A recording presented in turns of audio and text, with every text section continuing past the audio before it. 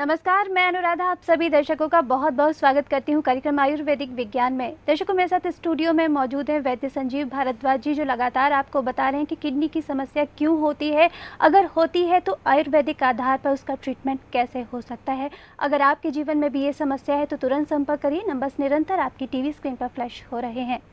वैद्य जी, आपका बहुत बहुत स्वागत है। नमस्कार वैद्य जी, लगातार हम आपसे जान रहे हैं कि किडनी की समस्या क्यों उत्पन्न होती है और साथ साथ अगर ये हो जाती है तो देखा जाता है कि जब व्यक्ति किसी डॉक्टर के पास जाता है तो उससे कहा जाता है कि किडनी ट्रांसप्लांट कराना ही एक आखिरी है उसके लिए उपाय। तो क्या ये संभव होता है और ये होता है तो क्यों कहा जाता है? नहीं, देखिए, किडनी ट्रांसप्लांट मैं तो इसको सक्सेस में नहीं गिनता, क्योंकि रीज़न ये है कि मैंने तो जितने मेरे पास तो रोज़ ऐसे कितने मरीज़ आते हैं जिन्होंने किडनी ट्रांसप्लांट कराया और उनका किडनी ट्रांसप्लांट के बाद में फिर फेल हो जाता है और अल्टीमेटली फिर वो बेचारे मेरे पास आते हैं और उस वक्त में मेरे पास कोई इसका इलाज भी नहीं मिलता। देखिए, किडनी ट्रांसप्लांट कराने में कोई दिक्कत नहीं, लेकिन कोई किडनी ट्रांसप्लांट कोई ऐसा तो है नहीं कि ऑर्गन आपको कहीं किसी केमिस्ट की दुकान पर मिल रहा है या किसी रेडी के ऊपर है कि आपने लिया और उसको लगा लिया और चलो जी किडनी हो गया। एक इंसान जो किडनी ट्रांसप्लांट कराने जाता है उसके लिए सबसे बड़ी समस्या है कि पहले उसको अपने ऑर्गन का इंतज़ाम करना, जिस ऑर्गन को उसको यूज़ करना है। फिर क्या करेगा, उसके बाद में फिर वहाँ से उसको दुनिया भर की अपना गवर्नमेंट की फॉर्मेलिटीज़, अल्टीमेटली क्या करेगा, अल्टीमेटली एक पैसे का इंतज़ाम करेगा। कई ऐसे लोग हैं जो सामर्थ्यहीन हैं, जिनके पास उतना पैसा ही नहीं है कि किडनी का इंतज़ाम भी अगर माँ कहती है चलो मैं बेटे को दे दूँगी, और उसके बाद भी वो देखते हैं कि उसके बाद भी ultimately end of the day result zero भी आ सकता है, क्योंकि वहाँ पर इतना पैसा खर्च करने के बाद में लोगों को कई बार सफलता हाथ नहीं मिलती। और ऐसे जो कई बार सफलता हाथ नहीं मिलती, इसके चांसेस 99% होते हैं, जो सफलता हाथ मिले उसके चांसेस 1% है। और जो 1% चांसेस जिसकी मैं बात कर रहा हूँ कि वो अपना लोग कर लेते हैं, उसमें ट्रांसप्लांट की जो 1% सफलता है, उसमें यह है कि किसी का 2-5 साल चल गया, चलने के बाद में अगर किसी का साल 2-4 साल चल गया तो ultimately end of the day वो क्या करेगा, वो फिर अपने ऑर्गन का इंतज़ाम करेगा। अब एक बार तो उसने कैसे करके अपना कुछ बेच करके और अपना करके हॉस्पिटल का बिल पे कर दिया और ट्रांसप्लांट करा लिया, लेकिन उसके बाद क्या होगा, उसके बाद फिर उसका देखिए, किडनी ट्रांसप्लांटेड किडनी आज नहीं कल, 6 महीने में, साल में उसने फेल होना ही होना है। उसको तो फेल होने से कोई रोक ही नहीं सकता। फिर क्या होगा, अल्टीमेटली क्या होगा, वो बेचारा फिर ट्रांसप्लांट के लिए या तो डोनर का इंतज़ाम करेगा, और 2-3 बार अगर उसका गलती से ट्रांसप्लांट हो गया तो उसके बाद तो फिर ट्रांसप्लांट भी उसका सक्सेस या संभव नहीं हो पाएगा। हेपेटाइटिस हो जाता है लोगों को किडनी ट्रांसप्लांट कराने के बाद, लीवर के डैमेज होने की समस्या, इम्यूनोसप्रेसिव मेडिसिन लेते हैं, उससे उनका पूरा इम्यून सिस्टम ही ख़राब हो जाता है। मैंने देखा लोगों को बिल्कुल चेहरे काले पड़ जाते हैं। भाई, जब तुमने इतने पैसे खर्च किए, ट्रांसप्लांट किया, अपने शरीर का ऑर्गन कटवाया, और ultimately end of the day उसके बाद भी अगर आपको डायलिसिस भी जाना है, तो मेरा तो मत ये है कि डायलिसिस पे वो पहले ही चला जाएगा। उसको अपना इतना करके और अपनी जान को मुसीबत करने की ज़रूरत नहीं। वो तो पहले अपना डायलिसिस पे चला जाएगा, साथ में मेडिकेशन जो भी होता है उसके लिए उसको स्टार्ट करेगा। धीरे धीरे करके उसका जब ग्लोमेरुलर फिल्ट्रेशन रेट, जो कि मैं रोज़ बताता हूँ अपने कार्यक्रम में, बढ़ेगा तो उसका डायलिसिस तो अपने आप वहाँ पर छूट जाएगा। तो उसको समय देना पड़ेगा। अब लोग क्या सोचते हैं कि आज किडनी फेल होगी, 10 दिन मेडिसिन खाओ या 5 दिन खाओ और अल्टीमेटली वो ठीक हो जाएगा। 5 या 10 दिन के अंदर तो ट्रांसप्लांट वाला मरीज़ भी नहीं उठ पाता है, उसको भी उठने में 5-4 महीने या 6 महीने लगते हैं। इसका प्रोसीजर ये है मेरे हिसाब से, एक आदमी जिसकी बहुत ज़्यादा किडनी डैमेज है, कम डैमेज हुई है तो फिर तो कोई प्रॉब्लम है नहीं, वो तो केवल मेडिसिन लेता रहेगा, चलता रहेगा, उसको तो फिर कोई डायलिसिस की आवश्यकता ही नहीं है। चलिए, मैं कहता हूँ कि ज़्यादा भी डैमेज हो गई, लोग कई बार समय से नहीं पहुँच पाते किसी भी कारण से। कई ऐसे डॉक्टर्स हैं जो उनको काफ़ी समय तक उनका समय बर्बाद करते रहते हैं और टाइम वेस्ट करते रहते हैं कि ये हो जाएगा वो हो जाएगा, और उसके बाद में जब काफ़ी उनकी किडनी डैमेज हो जाती है तब उनको पता भी चलता है। या कुछ ऐसा भी हुआ कि किसी कारण से उनको समय पे ये भी पता नहीं चल पाया कि वैद्य इस चीज़ का ट्रीटमेंट करते हैं या संसार में इस चीज़ का ट्रीटमेंट है, तो वो फिर डिले हो जाता है उनका। तो उस कंडीशन के अंदर ये होगा, थोड़ा समय ज़्यादा ट्रीटमेंट चल जाएगा, लंबा थोड़ा ट्रीटमेंट चल जाएगा। अगर उसको लगता है कि भाई मेरा ये जो अपना किडनी का मेरे को अपना कराना है या ट्रांसप्लांट कराना है, तो उसको ड्रॉप करेगा। वो क्या करेगा, अपना उठा के अपना डायलिसिस पे चला जाएगा, डायलिसिस उसको रेगुलर मेंटेन करके रखेगी, और धीरे धीरे करके फिर उसका वो मेडिकेशन से जैसे जैसे इंप्रूवमेंट आएगा, फिर मैं उसको समय समय बताता रहूँगा कि किस वक्त में आपको अगला क्या स्टेप लेना है, उसके अनुसार वो अपना कार्य करेगा। जी, वैद्य जी, आपने लोगों को बहुत जागरूक किया है और ये देखा भी जाता है कि जो भारत की चिकित्सा पद्धति है आयुर्वेदिक, उसको लोग छोड़कर जब अंग्रेज़ी दवाइयों का सहारा लेते हैं तो एक साइड इफ़ेक्ट्स तो होते ही हैं, साथ साथ बहुत सारी दिक्कतों का सामना भी करना पड़ता है। आगे बढ़ेंगे और ईमेल निशा जी का बेंगलोर से हमारे पास आया हुआ है, जैसा कि आप अभी बता रहे थे ठीक वैसा ही उदाहरण इन्होंने दिया है। लिखती हैं कि वैद्य जी, मैंने 2 बार किडनी का ट्रांसप्लांट कराया है। एक बार 2000 में चेन्नई से कराया था, दूसरा मैंने 2011 में अभी कराया था। जो हॉस्पिटल से निकलते ही ट्रांसप्लांट मैंने कराया, वो किडनी फेलियर हॉस्पिटल से निकलते वक्त ही हो गया। तो मैं अब क्या करूं? मैं जानना चाहती हूं, आपका कार्यक्रम देखा था तो अब मैं आगे जानना चाहती हूं कि क्या अभी भी मेरे लिए किसी तरीके का कोई उपाय हो सकता है? निशा जी, अब मेरी पूरी सहानुभूति है आपके साथ में और मैं दिल से सहानुभूति रखता हूँ आपके साथ में, किंतु मेरे पास में अब इसका कोई उपाय नहीं है। कारण ये है कि जिस अंग को, जैसे मैं अभी बोल रहा था, जिस अंग को बॉडी ने रिजेक्ट कर दिया उसके लिए मैं तो आपकी कोई मदद कर ही नहीं सकता। अब देखिए, पहले किसी को ये एक्सप्लेन नहीं किया जाता कि आप एक बार ट्रांसप्लांट कराएंगे और आपका फेल हो गया तो आप क्या करेंगे। आपको ट्रांसप्लांट के लिए तो बहुत कुछ एक्सप्लेन किया जाता है, क्योंकि उसमें तो आर्थिक लाभ होता है ना, बहुत कुछ मिलना होता है, तो वहाँ तो आपको बहुत कुछ एक्सप्लेन किया जाता है, लेकिन उसके बाद आपका क्या होगा ये कोई एक्सप्लेन नहीं करता। उसके बाद आपको अपने हाल पे छोड़ दिया जाता है। अब इस कंडीशन में निशा जी, ऐसे जो मरीज़ हैं, जो ऐसे बहुत से हज़ारों लाखों मरीज़ हैं हिंदुस्तान में और वर्ल्ड में, जो इस तरीके का कुछ ट्रांसप्लांट किया और फेल हो गया, ये कॉमन चीज़ है। ट्रांसप्लांट करना और फेल होना ये कॉमन चीज़ है। जहाँ पर भी आप समझे, जब अच्छी खासी किडनी फेल हो सकती है तो ट्रांसप्लांटेड को फेल होने में तो कोई ऐसा मुझे लगता नहीं कि कोई बहुत ज़्यादा विशेष दिक्कत आएगी।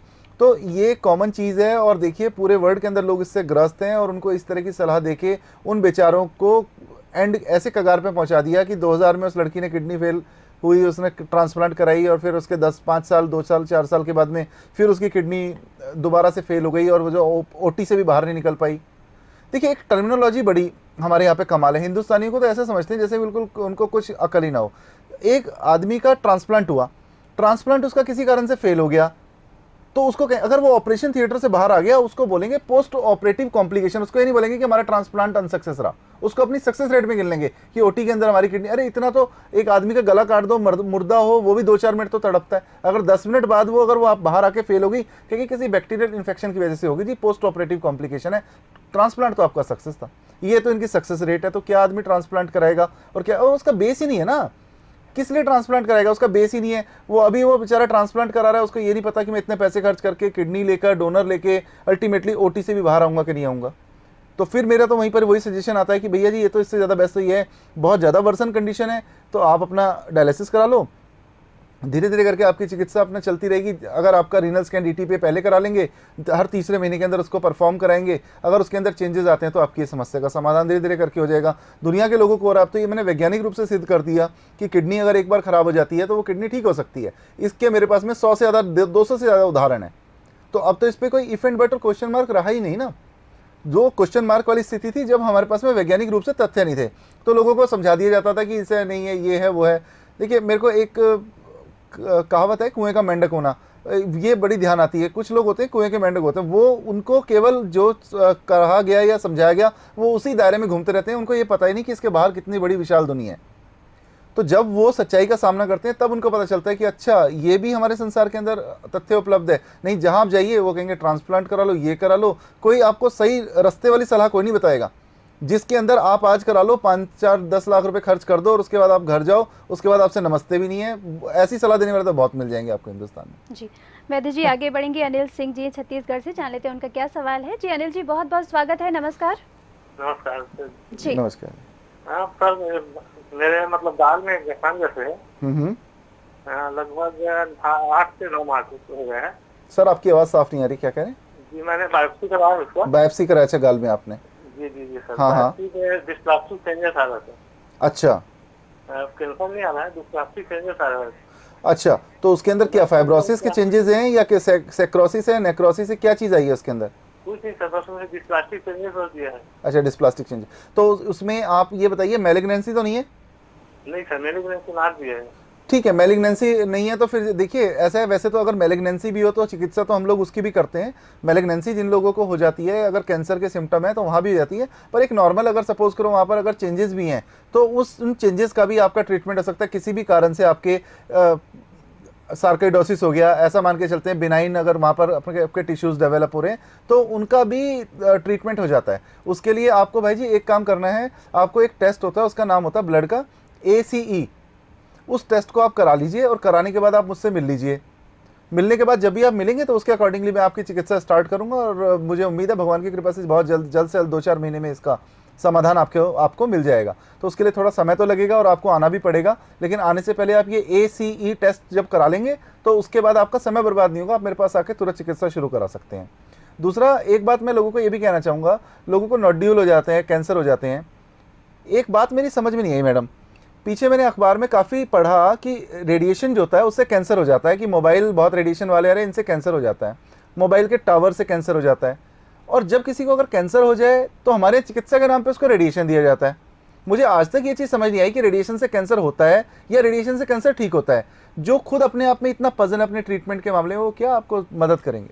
जी वैद्य जी, आगे बढ़ेंगे। हम एक ईमेल शामिल करना चाहेंगे। शशांक जी की चंडीगढ़ से आई हुई है। लिखते हैं कि वैद्य जी, मैंने पथरी का लेप्रोस्कोपी कराया, उससे किडनी परफेक्ट आ गया है, क्या मैं कोई और ट्रीटमेंट ले सकता हूँ? क्या आयुर्वेद के माध्यम से कोई ट्रीटमेंट हो सकता है? नहीं, बिल्कुल, आप बिल्कुल आ सकते हैं, उसमें तो कोई संशय और संदेह है ही नहीं। वो तो आयुर्वेद तो देखिए सभी पद्धतियों की जननी है, लेकिन ये है कि लोग उसको भूलते जा रहे थे, लेकिन अब उसको वैज्ञानिक रूप से सिद्ध करने के बाद अब ये क्लियर हो गया कि किसी भी कारण से अब आपका वहाँ पर हुआ और ऑपरेशन हुआ और उसके बाद अगर आपको हाइड्रोनेफ्रोसिस है या वहाँ पर आपकी किडनी किस कारण से फेल है, वो मैं आपकी एक बार रिपोर्ट्स देख लूँगा। क्योंकि देखिए अभी आपकी रिपोर्ट्स मेरे सामने नहीं, तो मुझे तो अभी क्लियर नहीं है कि उसके अंदर क्या मेडिकल रीनल चेंजेस हैं, कहाँ पर क्या चीज़ दिक्कत है। तो एक बार देखने के बाद में उसके अनुसार चिकित्सा की जाएगी, तो वो जरूर ठीक होगी जब उसका वैज्ञानिक आधार है। देखिए, इस चिकित्सा का एक वैज्ञानिक आधार है। ये चिकित्सा ऐसा नहीं है कि आप चिकित्सा करा रहे हैं और उसका कोई वैज्ञानिक आधार नहीं है। इसको हमने आज की, और वैज्ञानिक आधार तो इसका सदियों से, जब से चिकित्सा पद्धति बनी है तब से, लेकिन आज का जो विज्ञान है उसके कसौटी के ऊपर भी इसको पूरी तरह से खरा उतारा गया है। इसमें तो कोई संशय और संदेह है ही नहीं। तो इसलिए जो भी आपका लेप्रोस्कोपी के कारण किडनी डैमेज हुआ होगा, उसके लिए एक टेस्ट होगा, रीनल स्कैन DTPA। अगर कहीं GFR आपका कम हुआ है, रिटेंशन टाइम आपका बढ़ा है, वो सब कुछ इसके अंदर आएगा और करने के अनुसार फिर मैं आपका ट्रीटमेंट शुरू करूंगा। इट विल बी फाइन, वो कोई समस्या नहीं। किडनी का ट्रीटमेंट तो हमारे यहाँ जितना होता है उससे अच्छा तो ट्रीटमेंट पूरे वर्ल्ड में इस वक्त में कहीं नहीं है, क्योंकि यही एक ऐसी हमारी जगह है जहाँ पर हमने इतना किडनी का शोध करके और वैज्ञानिक रूप से सिद्ध करके किडनी का ट्रीटमेंट निकाला। तो दर्शकों, आप सुन रहे हैं कि वैद्य जी लगातार आपको बता रहे हैं कि किडनी की प्रॉब्लम आपको है तो पूरी तरीके से आयुर्वेद में उसका इलाज संभव है। बस ज़रूरत है तो आपको एक कदम बढ़ाने की, क्योंकि अगर आप नहीं बढ़ेंगे तो आपको ट्रीटमेंट भी नहीं मिल पाएगा। आपको है ये समस्या या फिर आपके अड़ोस पड़ोस में किसी को है, तो आप जन कल्याण करने के लिए आगे बढ़िए, तुरंत वैद्य जी से मुलाकात करिए। मुलाकात करने के लिए नंबर्स निरंतर आपकी TV स्क्रीन पर फ्लैश हो रहे हैं। वैद्य जी, आगे बढ़ेंगे। अक्षय जी हैं अलीगढ़ से, जान लेते हैं उनका क्या सवाल है। जी, बहुत बहुत स्वागत है आपका। नमस्कार मैडम, मैं अक्षय बोल रहा हूँ अलीगढ़ से जी। मेरी किडनी की प्रॉब्लम है, किडनी फेलियर है। तो इसका इलाज कराना चाहता हूँ। डॉक्टर ने तो ट्रांसप्लांट कह दिया है कराने की। अक्षय जी, ट्रांसप्लांट का तो आपने सुन ही लिया है कि क्या क्या हाल हो रहा है लोगों का ट्रांसप्लांट कराने के बाद में, कितना कॉम्प्लिकेशन है। आप ये बताइए, आपको किडनी फेलियर कब से है? ये सर 1 साल से पता लगा है। 1 साल से पता लगा है, तो आप 1 साल पहले आपका क्रेटिनिन लेवल कितना था? वो सर जैसे 7 लेवल पे मुझे पता लगा था। अच्छा, और अब कितना है? अब मेरा सर 6 चल रहा है। मैंने एक डायलिसिस करा तो 7 के बाद 14 हो गया। अच्छा, तो फिर उसके बाद मैंने डायलिसिस कराना छोड़ दिया, दवाई खाता रहता हूँ। ठीक है, कौन सी दवाई खा रहे हैं आप? इसमें सर जैसे फेबुगेट है। अच्छा, वो एलोपैथिक मेडिसिन खा रहे हैं आप? जी, अपना जी। नहीं, आपका टेस्ट क्या क्या हुए हैं? टेस्ट सर सभी टेस्ट हो चुके लगभग। सभी में रीनल स्कैन DTPA हो गया आपका? जी, रीनल स्कैन DTPA हुआ है आज तक? नहीं सर, वो DTPA नहीं हुआ। बताइए, DTPA टेस्ट जबकि बेसिक टेस्ट है, इसके लिए उसी से पता चलता है कि आपकी किडनी कितनी खराब है, कितनी खराब नहीं है। अब लोगों को ये एक बड़ी समस्या है कि जो डॉक्टर्स हैं वो इस टेस्ट को कभी नहीं कराते, क्योंकि वो कहते हैं कि आप ये मेडिसिन खाते रहिए, इससे आप अपने स्टेबल रहेंगे, और उसके बाद में अल्टीमेटली वो पेशेंट की हालत डिटोरिएट होती जाती है और उसको पता भी नहीं चलता। इस टेस्ट से आपको क्लियर हो सकता है कि आपकी हालत क्या है क्या नहीं। तो मेरी सलाह यही है कि आप अपना जो भी टेस्ट है, रीनल स्कैन DTPA, वो आप करा लीजिए। आप दिल्ली आ जाइए मेरे पास में, यहाँ पर जो आपकी जांच है वो मैं क्लियर करा के आपका ट्रीटमेंट शुरू करता हूँ, और मुझे उम्मीद है बहुत जल्दी आपकी इस समस्या का समाधान हो जाएगा, क्योंकि इस समस्या का समाधान तो आयुर्वेद में ही है। हाँ, कुछ जगह मेरे पास कुछ ऐसे ही प्रश्न आते हैं, वो कहते हैं कि हमने कुछ वैद्य जी से इलाज लिया, तो उनके पास नहीं हुआ, तो इसमें आयुर्वेद का क्यों गलती नहीं है कि आयुर्वेद से इलाज नहीं हुआ? अगर किसी के पास किसी बीमारी की स्पेशलाइजेशन नहीं है, तो कई बार ऐसा होता है कि उससे वो चीज़ नहीं संभली, तो उसमें आयुर्वेद के वैद्य की गलती नहीं, ना आयुर्वेद की गलती है। वो उसके अंदर उसके एक्सपीरियंस है कि उसको किडनी का एक्सपीरियंस नहीं है, तो वो कैसे ठीक करेगा उस चीज़ में? तो वो तो नहीं हो सकता। लेकिन आयुर्वेद ने तो ये सिद्ध कर दिया, आयुर्वेदिक दवाइयाँ तो मैं भी दे रहा हूँ, इन्होंने तो ये सिद्ध कर दिया कि यहाँ पर ये चीज़ ट्रीट हो सकती है और क्योर हो सकती है। तो मेरी आपको सलाह ये है सर कि आप दिल्ली आ जाइए, जो भी आपकी जांच है वो मैं अपने हिसाब से करवाऊंगा और उसके अकॉर्डिंगली आपका ट्रीटमेंट करूंगा, तो क्यों नहीं ठीक होगा, बिल्कुल ठीक होगा, उसमें तो ना का कोई सवाल ही नहीं है उसके अंदर। तो दर्शकों, आप देख रहे हैं कि वैद्य जी लगातार आपको बता रहे हैं कि सारी रिपोर्ट लेकर अगर आप मिलते हैं तो आपका ट्रीटमेंट पूरी तरीके से संभव हो सकता है और लोगों का संभव भी हुआ है। उन्हीं के अनुभव जानेंगे हम ब्रेक के दौरान, तो आप कहीं मत जाइएगा, रहिएगा हमारे साथ।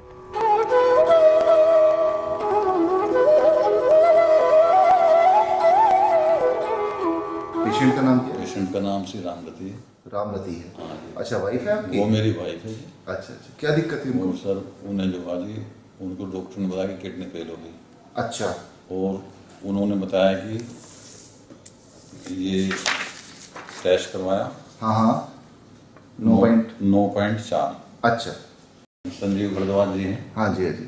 और सर उन पे हम उनके पास आए। हाँ हाँ। उन्होंने जो साहब इलाज किया। उस इलाज में साहब उनके इलाज से जो मतलब वो डॉक्टर कहते थे कि इसको तो मर जाएगी जल्दी से, इसको दवाई दो और उसमें करो, ट्रांसप्लांट करो। हाँ जी, ट्रांसप्लांट। हमने 2 बार तो वो साई नर्सिंग होम में रखी सर। अच्छा। उसके बाद में जी फिर उसको वैसी दवाई दी गई कि वो मतलब उसको फिर उसके जलन पैदा शरीर में पूरी आग हो गई, मुझे फिर करो। फिर उसे जसवंत राय एक नर्सिंग होम है बहुत बड़ा मेरठ में, उसे दिखाया गया।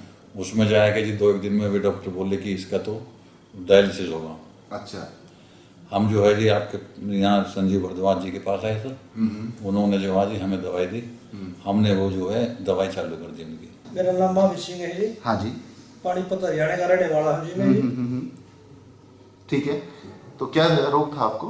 मेरे को किडनी प्रॉब्लम हो गई थी जी। अच्छा, तो कैसे पता चला आपको कि किडनी आपकी खराब है? मैंने पानीपत में टेस्ट कराए जी अच्छा। कई डॉक्टरों से। वहाँ से मेरे को बिल्कुल कोई भी आराम नहीं मिला जी ट्रीटमेंट कराने से जी। अच्छा। फिर मैंने संजीव भारद्वाज डॉक्टर का वैद्य भारद्वाज इसका जी टीवी पर प्रोग्राम देखा जी। मैं इनके सेंटर पर आया जी। मैंने अपना वहाँ से ट्रीटमेंट चालू कराया, मैं बिल्कुल ठीक हो गया जी। मेरा नाम अजय कुमार शुक्ला है और मेरे पिताजी को किडनी की प्रॉब्लम थी, जिसके कारण मैं यहाँ पे मार्च 2013 से आ रहा हूँ। मेरी फादर की डायलिसिस होती थी हफ्ते में 3 बार। उनको प्रॉब्लम बहुत थी कि वो जो है ठीक से सांस नहीं ले पाते थे या उनके जो है भूख बिल्कुल नहीं लगती थी और बहुत ही ज़्यादा वीकनेस हो गई थी उनको। तो इस कारण से डेली जो है हम लोग बहुत परेशान थे और इस वजह से यहाँ पर किसी ने पता बताया और हम उनके इलाज के लिए आए। हमको यहाँ की दवा से बहुत फर्क महसूस हुआ है।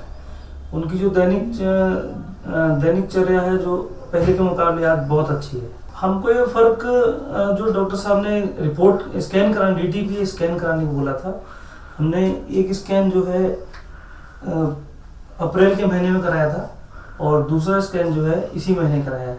तो जो उसका 4 महीने का अंतर है उसके दौरान हमको जो उनकी प्रोग्रेस दिखती है वो बहुत स्पष्ट है। ये रिपोर्ट अप्रैल 2013 की है DTP स्कैन की, जिसमें इनका फिल्ट्रेशन रेट 11 बताया गया है, यानी कि किडनी की जो छानने की क्षमता है वो 11% इनकी काम कर रही है। 3 दिन पहले का टेस्ट है ये, जिसमें इनका फिल्ट्रेशन रेट बढ़ के 15.5 यानी 15.5 हो गया है। तो पहले यहाँ मार्च में आई थी। मार्च में आके वहाँ प्राइवेट इलाज किया पुष्पांजलि में, तो वहाँ कुछ नहीं फायदा, कुछ नहीं मिला। फिर किसी ने यहाँ बोला, फिर मेरे बच्चे यहाँ लेके आए मेरे को। यहाँ आके मैं ठीक हूँ, खाना पीना और अब चलना फिरना थोड़ी बहुत अपने हाथ से खड़े हो पा रही हूँ। तब तो पहले मेरे बच्चों ने मेरे को बच्चों के तरह खड़ा किया।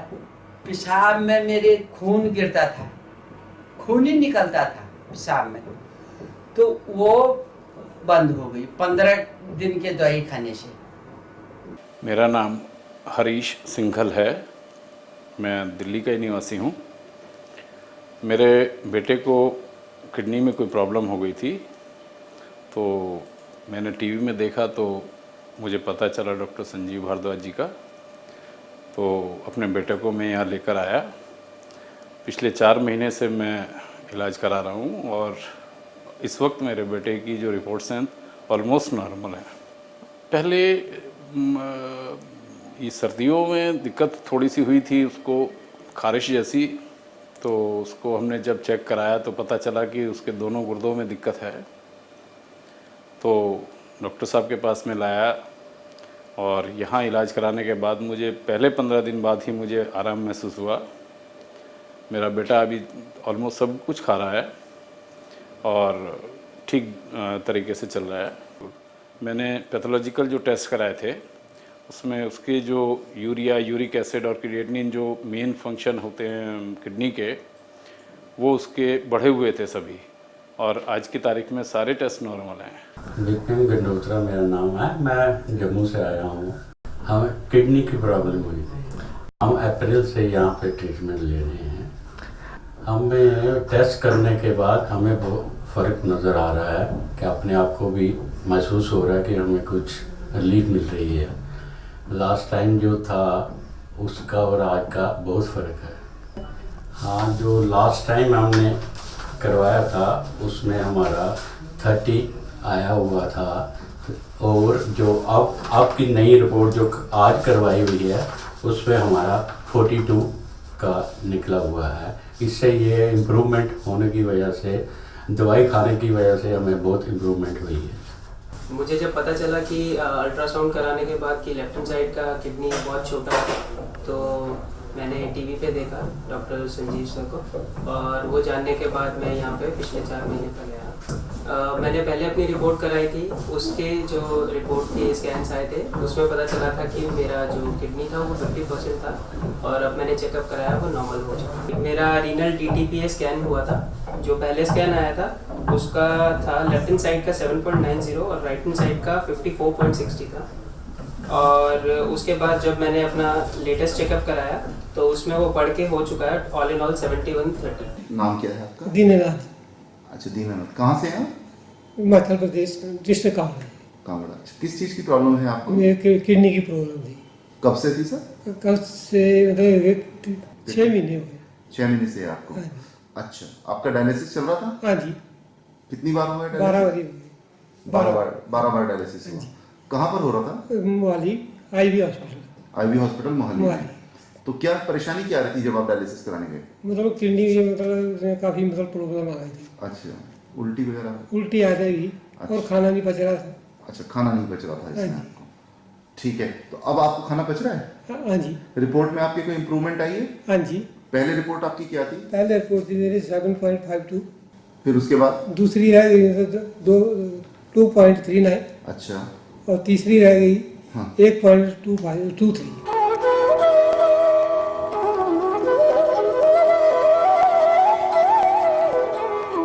ब्रेक के बाद आपका स्वागत है। आप देख रहे हैं कार्यक्रम आयुर्वेदिक विज्ञान। में साथ स्टूडियो में मौजूद हैं वैद्य संजीव भारद्वाज जी, जो लगातार आपको बता रहे हैं कि किडनी का ट्रीटमेंट पूरी तरीके से संभव है और किस तरीके से, यही जान रहे हैं आज हम। तो आपका भी कोई सवाल है तो तुरंत करिए, नंबर्स निरंतर आपकी टीवी स्क्रीन पर फ्लैश हो रहे हैं।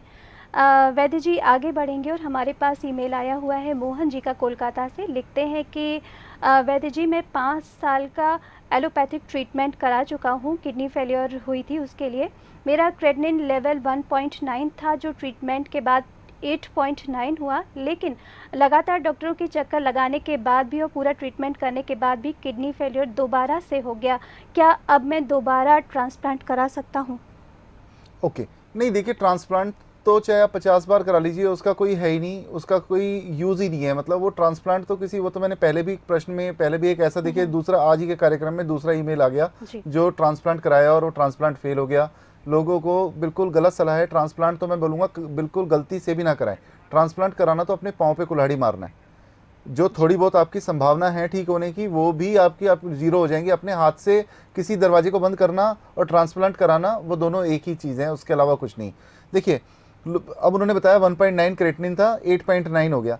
5 साल तक आपके डॉक्टर ने बताया आपको उसने क्या ट्रीटमेंट दिया? 1.9 से 8.9 कैसे हो गया? अगर वो डिटोरिएशन को रोक रहा है तो अल्टीमेटली उसको वहाँ पर ये बताइए ना, उसने ऐसी कैसी वहाँ पर उसने किडनी की डिटोरिएशन रोकी कि 1.9 से पेशेंट 8.9 पे पहुँच गया? इसके लिए प्रोसीजर है कि आप उसका पूरा डीटी पे टेस्ट कराएं, उसका कितना वहाँ पर क्रेटिनिन लेवल है और कितना वहाँ पर यूरिया है, और वो सब के अलावा एक जांच होती है रीनल स्कैन डीटीपी है, कितने % किडनी का फंक्शन है, जो कि हर 6 महीने में कराए और दिखाए आपको कि देखो मैं ये दवाइयाँ दे रहा हूँ आपको ब्लड प्रेशर की जो भी मेरे पास में है, और उसके बाद में आपकी किडनी इतनी रुकी हुई है।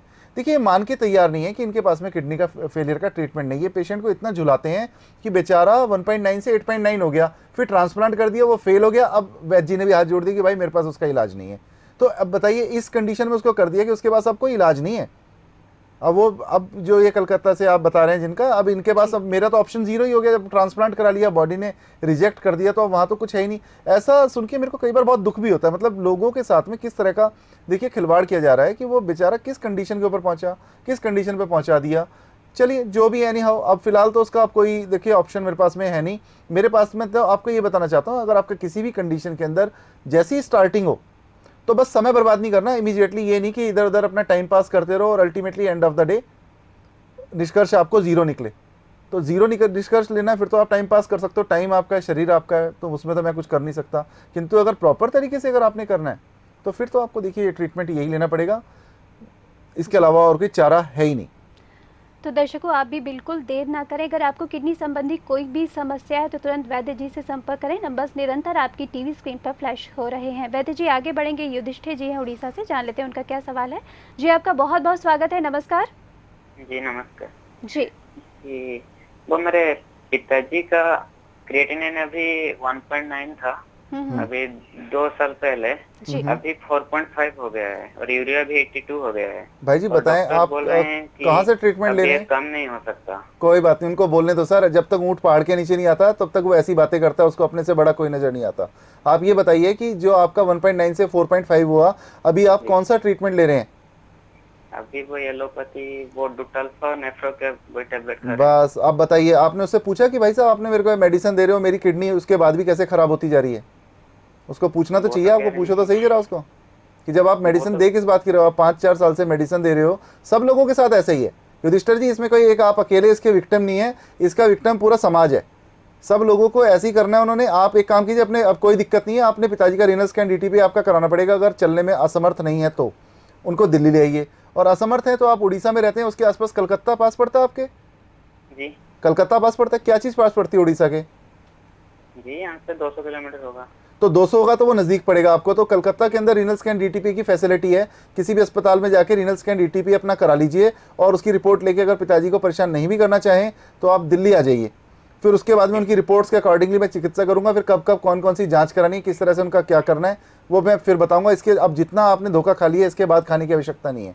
जब 1.9 से 4.5 हो गया, उसके बाद कहेंगे डायलिसिस करा लो, फिर कहेंगे जी ट्रांसप्लांट करा लो, फिर कहेंगे ये करा लो। मतलब वो तो आप इसी चक्कर में घर बार छोड़ के नौकरी सब और अपना अस्पताल के चक्कर काटते रहो, बस यही अंतिम ध्येय है। अगर इस ध्येय को पूरा करना है उनके, फिर तो भाई साहब इतना धोखा खाने के बाद भी अगर कोई नहीं समझेगा तो फिर कब समझेगा? फिर तो समझ से बाहर है जी। तो युधिष्ठिर जी आपको वैद्य जी ने बता दिया है कि सारी रिपोर्ट लेकर आप मुलाकात कर सकते हैं, फ़ोन पर कांटेक्ट कर सकते हैं। नंबर्स निरंतर आपकी टीवी स्क्रीन पर फ्लैश हो रहे हैं, क्योंकि डॉक्टरों ने अगर आपको निराश कर दिया है तो वैद्य जी ने आपको उम्मीद की किरण दिखाई है, इसलिए बिल्कुल निराश ना हो, तुरंत संपर्क करें। नंबर्स निरंतर आपकी टीवी स्क्रीन पर बने हुए हैं। वैद्य जी आगे बढ़ेंगे, और देखा ये जाता है कि जैसा आपने इनको बताया, सारी रिपोर्ट अगर लेकर कोई पेशेंट आपसे मिलता है तो किस तरीके से इलाज पूरी तरीके से संभव हो जाता है? जैसे मैडम मैंने आपको बताया कि कुछ तरह की रिपोर्ट्स होती हैं, जैसे आपको मैंने बताया रीनल स्कैन डीटीपी है, जैसे किडनी फंक्शन टेस्ट है, कंप्लीट ब्लड काउंट है, पैराथायराइड हार्मोन है, ये सब अपना जब वो चेक करा के अपना आता है, कंप्लीट डायग्नोसिस करा के आता है, या नहीं भी होती तो यहाँ दिल्ली में डायग्नोसिस हमारे यहाँ पे हो जाती है, वो कोई समस्या नहीं है। डायग्नोसिस अगर कम भी है उसकी तो यहाँ पूरी हो जाएंगी, उसके अनुसार उसकी चिकित्सा की जाएगी। रेगुलर देखा जाएगी कि वाकई अगर वैद्य जी भी ये बात कह रहे हैं कि उनकी मेडिसिन खा के किडनी की डिटोरिएशन रुकी है या इंप्रूव हो रही है, ग्लोमेरुलर फिल्ट्रेशन इंप्रूव हो रहा है, तो हो रहा है कि नहीं हो रहा, ये बात हमारी क्लियर होनी चाहिए। अगर वो हो रहा है तो फिर कोई समस्या नहीं है, फिर तो नहीं हो रहा तो भी फिर आपके लिए टेंशन का विषय है। तो नहीं होगा तो उसका कोई रीजन ही नहीं, जो चीज़ वैज्ञानिक रूप से सिद्ध हो गई तो फिर उसके अंदर ना का तो कोई सवाल ही नहीं है। अब कोई किस्मत से देखो मैं लड़ नहीं सकता, लेकिन 10 में से अगर 9 लोगों का ठीक कर रहा हूँ या 8 लोगों का ठीक कर रहा हूँ तो अपने आप में बहुत बड़ा रेशो है। ये रेशो 10 में से 8 लोगों का 10 के मुकाबले नहीं है, 0 के मुकाबले है कि जहाँ वर्ल्ड के अंदर कोई ट्रीटमेंट नहीं, जहाँ 0 आपको नंबर मिल रहा है उसके मुकाबले में ये आपको 8 या 7 लोग या 9 लोग ठीक हो रहे हैं। तो इसलिए ये बहुत बड़ा रेशो है, ये तो बहुत बड़ा विज्ञान है। आयुर्वेद से बड़ा तो विज्ञान वर्ल्ड में कोई नहीं है आज की तारीख में, ये मैं कह सकता हूँ। ये तो ये था कि थोड़ा सा अपने आप को सिद्ध नहीं कर पा रहे थे वैज्ञानिक रूप से, और लोग उनको अपना थोड़ा ऐसा होने के कारण, क्योंकि अंग्रेजों का प्रचार बहुत रहा ना हमारे देश में, उनकी गुलामी आज तक नजर आ रही है। तो दर्शकों, वैद्य जी लगातार आपको जागरूक कर रहे हैं कि भारतीय चिकित्सा पद्धति किसी से कम नहीं है। अगर आप चाहें तो उससे इलाज पूरी तरीके से संभव हो जाता है। बस ज़रूरत होती है आपको एक कदम बढ़ाने की, तो तुरंत कदम बढ़ाइए। आप संपर्क करिए वैद्य जी से, आपको हर ट्रीटमेंट मिलेगा। संपर्क करने के लिए नंबर्स निरंतर आपकी टीवी स्क्रीन पर फ्लैश हो रहे हैं। वैद्य जी, जैसा कि देखा जाता है कि डॉक्टरों को सब कुछ पता होता है कि जो हम दवाएँ दे रहे हैं उनका नेगेटिव इफेक्ट भी होता है, तो इस तरीके की दवाएँ क्यों दी जाती हैं? मान लेते हैं कि हम सारी चीज़ें, जैसे दूध मिलावटी होता है, उसमें केमिकल होता है, ये सारी चीज़ें नुकसान करती हैं, लेकिन जब डॉक्टर जानता है कि मेडिसिन नुकसान कर सकती है तो क्यों दी जाती है? बिल्कुल, देखिए हमारे देश की, हमारी क्या ये एलोपैथी की सबसे बड़ा ड्रॉबैक है। मैंने किसी से पूछा, मैंने कहा जी आप एक बात बताइए, आपने पूरी की पूरी एलोपैथी पढ़ी है, आप एक पेन किलर का नाम बताएं। तो उसने मुझे एक पेन किलर का नाम बताया, कहता है ये मेरे पेन किलर का नाम है। मैंने कहा अच्छा आप ये बताइए इसका ओरिजिन क्या है, ये पेन किलर पैदा कहाँ से हुई है, कौन सी जड़ी बूटी से ली है, कौन से केमिकल से ली है, कौन से मिनरल से ली है, ये तो आपको पता होगा। कल को अगर वो जड़ी बूटी ना मिले, उसकी जगह कुछ और देना पड़ जाए आपको, तो वो कहने लगे नहीं ये तो हमारे को नहीं पढ़ाया गया। अरे कैसी बात कह रहे हो आप, एक चीज़ का इस्तेमाल कर रहे हैं, आप एक दवा पेशेंट को दे रहे हैं और आपको ये नहीं पता कि इसका ओरिजिन क्या है। आप एक काम करें, जो दर्शक सुन रहे हैं ना, आज एक काम करें, जो दो दवाइयाँ वो लोग खा रहे हैं, जाके जरा अपने डॉक्टर से पूछे कि इसका ओरिजिन क्या है, किस जड़ी बूटी से ली गई हैं, या किस केमिकल से, या धरती के किस, आई तो ये हिंदुस्तान या सॉरी वर्ल्ड की धरती से ही है कहीं ना कहीं से, तो कहाँ से आई हैं, किस कुएँ में से निकाली हैं, किस जगह से निकाली है, उनसे ज़रा पूछो तो सही जाके कि ये जो दवाइयाँ आप बेच रहे हो या दे रहे हो, जिससे लोगों की किडनी फेल हो रही है, हर पेन किलर का साइड इफेक्ट है, हर स्टेरॉइड का साइड इफेक्ट है, हर अस्पताल में वो लिखी जा रही है। एक आदमी को इमरजेंसी पड़ी, रात को पेट में दर्द हुआ, उसने 200-400 रुपये का ऑटो किया, बेचारा भागता हुआ गया सरकारी अस्पताल तक, वहाँ उसको 1 रुपये का रेंटीडाइन का इंजेक्शन लगा दिया गैस के लिए, एक पेन किलर दिया, उसके बाद घर भेज दिया। ये चिकित्सा, ये चिकित्सा का तो कोई आधार नहीं है और कोई तुक नहीं है। तो मेरा अपना मानना ये है, देखिए जिस चीज़ का ओरिजिन नहीं पता उस चीज़ को बिल्कुल नहीं लेना चाहिए। आप जड़ी बूटी का पूछे तो सारे पेड़ सब कुछ यहाँ पर मौजूद है जिनका वो जो उसका ओरिजिन है। जिस चीज़ का ओरिजिन नहीं है उसको बताइए आप इस्तेमाल कर रहे हैं, फिर आपकी किडनी फेल हो गई, फिर आपको ये समझ नहीं आ रहा कि इसका इनके पास इलाज नहीं है, फिर आपको इलाज नहीं मिल रहा। ऐसे कितने लोग होंगे जिनको मेरा पता भी नहीं होगा कि मैं इस चीज़ का ट्रीटमेंट करता हूँ हिंदुस्तान में, हिंदुस्तान के पूरे वर्ल्ड के अंदर। तो फिर अल्टीमेटली देखिए, जिस चीज़ की बहुतायत होती है, खराब करने वालों की बहुतायत है, तो आज उनके डंका बज रहा है, कल को जब ठीक करने वालों की हो जाएगी तो फिर इनका बजेगा। तो कोई बात नहीं, ये तो समय परिवर्तनशील है, समय तो बदलेगा। जी, आगे बढ़ेंगे वैद्य जी। पंजाब से रमन जी हैं हमारे साथ, जान लेते हैं क्या सवाल है उनका। जी रमन जी, बहुत बहुत स्वागत है, नमस्कार। नमस्कार जी वैद्य जी, नमस्कार जी। नमस्कार सर। सर ऐसा था कि मैं आपको थोड़ा सा बैकग्राउंड बताना चाहता हूँ कि 4 साल पहले हमारे रिलेशन में मेरे मासी की लड़की है, उनका ना कुछ टांग में फ्रैक्चर हुआ था। ड्यूरिंग दैट टाइम जब पीजीआई में ऑपरेशन हुआ तो उनमें डायग्नोज हुआ कि उनको हेपेटाइटिस बी है। बिल्कुल। तो अभी 4 साल पहले 4 साल से एक मतलब वैद की दवाई खा रहे हैं और liver fluid test regularly check करवा रहे हैं। ठीक है। लेकिन वो एसटीपीओ वगैरह ऊपर नीचे हो जाते हैं। एसजीओटी एसजीपीटी इसीलिए बढ़ा हुआ है क्योंकि वो लीवर के एंजाइम है भाई साहब। और आप एक काम, अच्छा आप एक कब कराया आपने उनका टेस्ट लास्ट टाइम? सर वो तो रेगुलरली चेक करा रहे हैं एसजीओटी एसजीपीटी। तो उनका अभी हेपेटाइटिस बी के बाद सिरोसिस ऑफ लीवर वगैरह तो नहीं हुआ? नहीं सर, वो तो नहीं, ऐसा टेस्ट तो नहीं करवाया, लेकिन क्वांटिटेटिव टेस्ट जो है ना नहीं वो तो हो गया। हेपेटाइटिस बी का क्वांटिटेटिव टेस्ट तो सर आपने करा लिया। मेरा कहने का मकसद है कि उसको उसके आगे भी डायग्नोस करना चाहिए। आप कहाँ से बोल रहे हैं? पंजाब से? पंजाब से अनंतपुर साहब से बोल रहा हूँ जी। अच्छा, लुधियाना में हो जाता है सीएमसी में, सीएमसी क्रिश्चियन मेडिकल कॉलेज में। उस टेस्ट का नाम है फाइब्रोस्कैन। फाइब्रोस्कैन, हाँ, ये आप कराइए जिससे पता चले। एक अल्ट्रासाउंड उनका रेगुलर कराइए कि सिरोसिस ऑफ लीवर तो नहीं है पेशेंट को, क्योंकि जब हेपेटाइटिस बी है या सी है कोई भी है तो वो वायरस लीवर को नुकसान करता है। हेपेटाइटिस को संधि विच्छेद कर लो, देखो हेपा बोलते हैं लीवर को, टाइटिस उसमें जो इन्फ्लेमेशन पैदा करे उसको बोलते हैं। तो जो वायरस लीवर में इन्फ्लेमेशन पैदा कर रहा है, कहीं उसने ऐसा तो नहीं कि सिरोसिस कर दिया या इस तरह की कोई समस्या कर दी। तो मेरा आपको सलाह ये है कि आप फाइब्रोस्कैन करा लीजिए। फाइब्रोस्कैन में क्या आता है, प्लस साथ में उनका अल्ट्रासाउंड करा के लाइए कि कहीं उनका लीवर फैटी तो नहीं होना शुरू हो गया, उसके अंदर कोई चेंजेस आने तो शुरू नहीं हो गए, पैरेन्काइमल चेंजेस आने तो शुरू नहीं हो गए, लीवर श्रिंक तो नहीं होना शुरू हो गया, पोर्टल वेन तो नहीं डायलेट होगी, IHBR तो नहीं डायलेट होगी। ये सब देखकर और अल्टीमेटली फिर मेरे पास में आप दिल्ली आएंगे तो फिर मैं उस हिसाब से देखूंगा। जैसे भी हो सकेगा आपका मैं ट्रीटमेंट करने की सर कोशिश करूंगा। ये सब मेरी स्पेशलाइजेशन है आयुर्वेद में, जो भी आप बता रहे हैं, चाहे वो किडनी फेलियर है, हेपेटाइटिस है या सिरोसिस ऑफ लीवर है, आप उनको बोल दीजिए, मुझसे आके मिलेंगे, फिर मैं उसके बाद क्या करना है then I let you know. तो दर्शकों, आपने देखा कि वैद्य जी ने आपको पूरी तरीके से जागरूक कर दिया है, आपकी समस्या का समाधान बता दिया है कि आयुर्वेद में किडनी का इलाज पूरी तरीके से संभव होता है। ज़रूरत है बस आपको एक कदम बढ़ाने की। बार बार आपको ये बात बताई जा रही है, इसलिए देर न करें, तुरंत संपर्क करें। नंबर्स निरंतर आपकी टीवी स्क्रीन पर फ्लैश हो रहे हैं। साथ साथ आपको ये भी बता दूं कि कार्यक्रम में आपकी कॉल शामिल नहीं हो पाई है तो आप पर्सनली कॉन्टैक्ट कर सकते हैं, ईमेल के जरिए अपनी समस्या का समाधान जान सकते हैं। सभी डिटेल्स लगातार आपकी टीवी स्क्रीन पर बने हुए हैं। फिलहाल आज के लिए बस इतना ही। वैद्य जी, आपसे भी कहना चाहूँगी कि आप स्टूडियो में इतनी अमूल्य जानकारी दी, उसके लिए आपका बहुत बहुत धन्यवाद। नमस्कार।